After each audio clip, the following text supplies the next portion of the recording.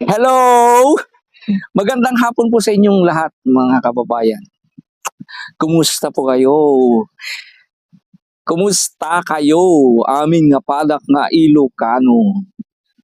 Isa na namang araw sa buhay ng ating maestro dito sa probinsya ng Abra. Sa hapong ito ay tutuloy po natin ang pamimigay sa mga biyayang galing po kay Mami Janet Hyder. Hello po, Mami Janet Hyder and family. Thank you once again sa mga napakaraming biyaya na ibabahagi natin. Mag-isa po tayong lumalakad, mga kababayan. Ngayon wala po tayong kasama. Sa bagay, sanay naman na mag-isang nagtatrabaho at lumalakad po ang ating maestro. When in fact, mag-isa naman ako nakatira doon sa linitin. Kasama ko ng aso, manok at pusa. Naisipan ko ng espasyo at magpahinga dito malapit sa bridge ng Bulbulala. Kasi nandyan lang sa amin sa Pangal. Diyan sa Pangal, for your information, diyan sa Pangal, munisipyo rin yan ng Taclas. And then, may pagitan na kalsada, and then sa kabila na ay munisipyo ng La Paz. Yan. So, napakainit kasi ng panahon. Hangin dito at may ilog dyan kasi saan kami naliligo at naglalaba. At ang ruta po natin, mga kababayan, ngayon ay dyan po kay Kuya Tutoy, siyang mauuna. And then susunod po kay Nanay Mirna. Katapos niyan, papunta sa Pangal, wherein nandyan yung mga Marias at yung mga iba pang bibigyan natin. And then, back doon, nasaan yung mga anakis, and sana po ay matapos natin ngayong hapon itong mission na to. Pero pag di na natin makayan, siguro maaari na pag bigay na lang natin, ganun na lang po. So bago tayo pupunta, mga kababayan, ay shout out muna as usual. Shout out po kay Mercedita Baptisma, Mami Sweetie of Hong Kong. Hello po, Mami Sweetie. Sir Joms Almonicar. Sir, thank you for your very inspiring message and comment po. And then kay Eden Herrera. Hello, Mami Heidi. Kang Batangas. Mami Elizabeth, kumusta po kayo? Kay Abet Sirat. Kay Bersabeth Bagnor.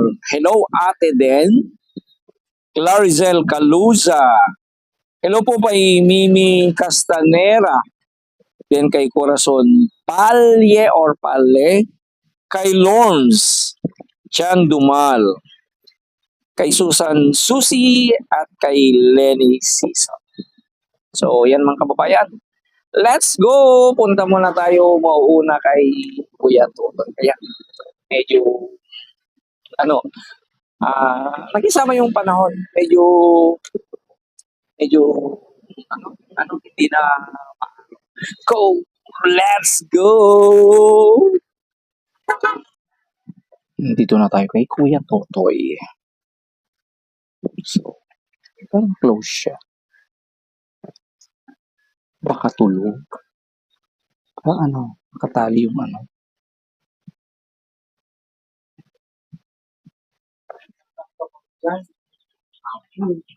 Hello! Good afternoon, Kuya. Ngayon, ba't hindi ka ngayon natutulog? Usually, pag pumupunta ako, tulog ka. Ay, oo. Oo. Call center agent na pala si Kuya, mga kababayan. Balitaan mo naman ako kung paano maging call center agent. Ang trabaho ko lang doon parang edit, upload, download, gano'n. At least, marunong na ako mag-computer. Ow! Alam mo naman ako sa computer, wala akong kaalam-alam. So, thank you kay Mabibilat kasi natuto akong gumamit ng computer sa wakas. Ay, perfect.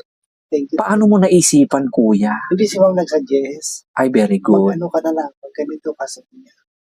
Ayaw ko talaga. Kasi wala akong alam sa computer. promise. Pero dahil sa kanya, yes, natuto na ako. Oo. Thank you, Ma'am Bibi Love. Ayan. So, Diyos ko. laki ng tiyan ko. Ang galing-galing ni Kuya, ano? Yan, Paano mo minamanage ang time mo, Kuya? Ano ba? Excited ako kasi wala pa kaming time na mapagkwento ni Kuya. So, anong time mo, Kuya? Ang oras ko, pag Sunday, 4:30 hanggang 10:30. Tapos, Monday to Thursday, 5 o'clock to 11. So, hindi ako mapupuyat sa paghahatid sa mga girls kasi may time na ako matutulog. Oh, So, di mas maganda na ngayon. mas maganda yung time ko ngayon. Unlike before, ano? Dati kasi uwi ako 3 o'clock, 4 o'clock. Tapos, depende sa mga girls. Iba-iba yung time. May 7 o'clock lang si Badita, mamaya 8 o'clock si Dali, tapos 10 o'clock naman si Irene. So wala, hindi ako masyado nakakatulog noon. Pero ngayon, yan. Thank you, Ma'am Bibi Love. Lalo na sa computer. Magaling ka mag-computer. Oo, sa wakas, natuto din ako. Bali, ano yung job description mo, Kuya? Bali, ano lang? Mag-upload ka lang, tapos copy-paste. Basta madali lang siya. Ang problema ko lang yung pag walang nakalagay na birthday, hindi ko mabasa yung sulat ng doktor. Promise. Ang hirap basahin. Alam yung mga doktor, hinalukay ang mga sulat. Pero unti-unti ko nang nababasa. Habang tumatagal, natututunan mo siyang basahin kahit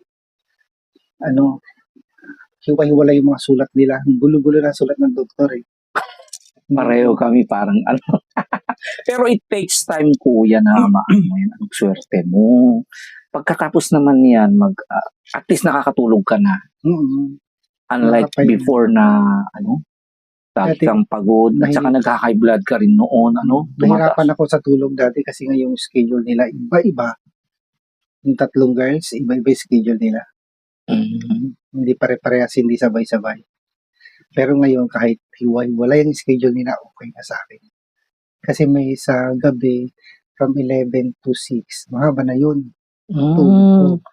Tingnan mo naman mga kababayan, first time na nakilala kami ni Kuya Totoy, noon nagmamasahe, kung ano dyan, nagmamasa, naglalaba ng bahay, kung ano ginagawa niya, naglilinis ako mga bahay, kung saan-saan. tatapon ng basura, yan mga taga-Bulbulala, tatapon akong basura. Tapos ngayon, laki ng pinagbago ng buhay ni Kuya. Malay mo, talaga ibang plano na Lord sa'yo. From there, ngayon, nag-vlog, ngayon, nasa call center ka na, malay mo maging manager. O kaya magkaroon ka ng sariling call center in the future. Malay mo, we do not know what will happen, di ba, Kuya? Basta, yun, thank you kay Ma'am Bibi lang. Dahil sa kanya, yun, natuto ako sa mga hindi ko alam. Oo. Lalo na sa computer. Oo, wala akong masabi kung paano binago ni Tita Pibilab ang buhay mo. And of course, kami rin mga kababayan.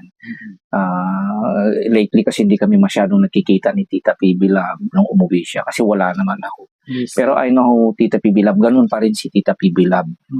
How, kung gaano niya talagang ibuhos yung buhay niya para sa mga taong tinutulungan niya. Oo, di natin alam ang mangyayari sa buhay, Kuya. So, shout out po and then thank you. Kumusta po kayo, Tita Pibilab? Okay. So, sana magtagumpay ka, Kuya. Hi, Diyos ko! Call center! Wala. Na lang, calls na lang. Nasa call center. At malay mo, di ba, there's nothing wrong, di ba? Sinabi ni Kuya, mang sa computer, ganun din ako. Pero, yung mapurol na itak, pwede namang lahat na mapag-aaralan to experience. At saka, it's not yet too late, di ba? Buhay natin ay talagang gumugulong. Dahil na rin sa mga taong tumutulong. Pero, at least nalaman ko ang ngayon, pero may grasya ka rin na dumating, Kuya. Okay, Kuya Totoy from Mami Janet Hyder. Ayan. Sana buksan mo kaya kung ano iyan. Ginto yata to. Malay mo. Tulog. Wala. Ma'am Janet, thank you. O, sabi Ay, ko ano yan, sa'yo, kuya? Ay, ano, jewelry. magic na Galing kay Ma'am. Janet Hyder. Ma'am Janet Hyder, thank you so much po. Quintas. Hindi ko makita si June. Ano to sila? Ay, Angel. Angel. Oo. Angel. O, the Angel ba? Oo, Angel may cross. O, di ba? Parehas naman tayo hindi makakita. Oo, pero, o yan, pareho kami ni Parehas Kuya. tayo? Pero sa akin, oval, ikaw circle sa'yo.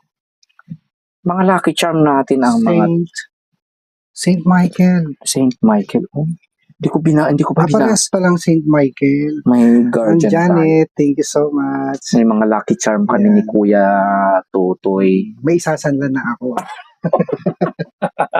Thank you, Ma'am Janet. Mamaya ko nasuotin kasi pawis pa ako eh.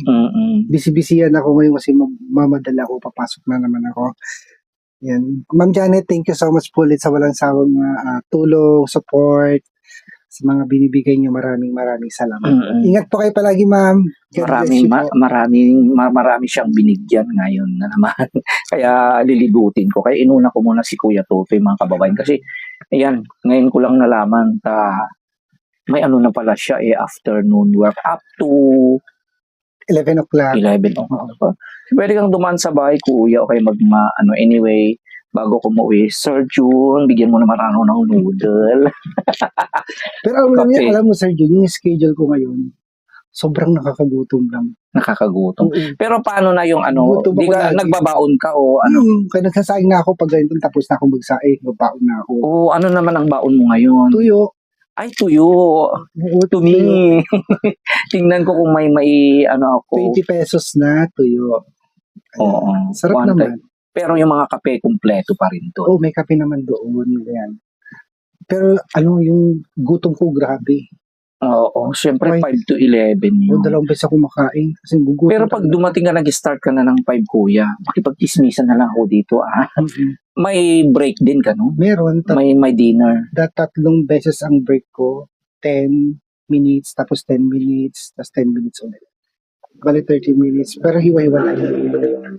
At least hindi ka na, yung mga sigurong mahirap yung mga magdamag. Kung ako, hindi ko kaya. Yung parang bubaha. At least sa'yo maganda. Yung schedule ko dati, sobrang antok. Kasi wala akong ginagawa. Pero ngayon, mula nung natuto na ako mag-computer, hindi na ako naantok. Tinatapos ko talaga yung trabaho ko. Paano mo naman natutunan, Kuya, yung pag-computer? Yung mga yung mga agent, tinulungan ako. Pero una, pangalawa, pangatlong araw, wala akong ginawang tama. Puro mali. Kasi wala naman alam sa computer.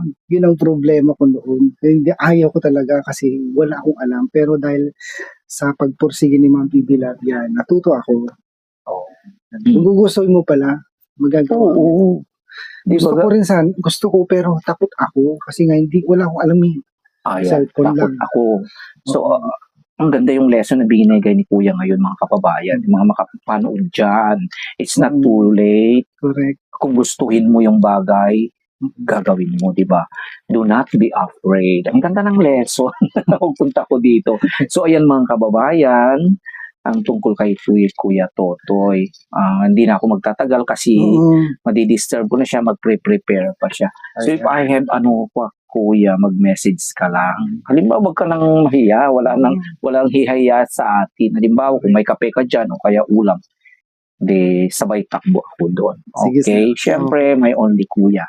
So, ayan po mga kababayan. Maraming salamat po sa inyo. And then once again, Mami Janet Hyder, dito pa rin ang dalawang, John Dat na dito sa probinsya ng Aura still saying supportan natin ang ni Kuya Totoy, Tita PB Lab, yung mga Marias po, mga kababayan. And of course, kasama nyo na rin si Maestro.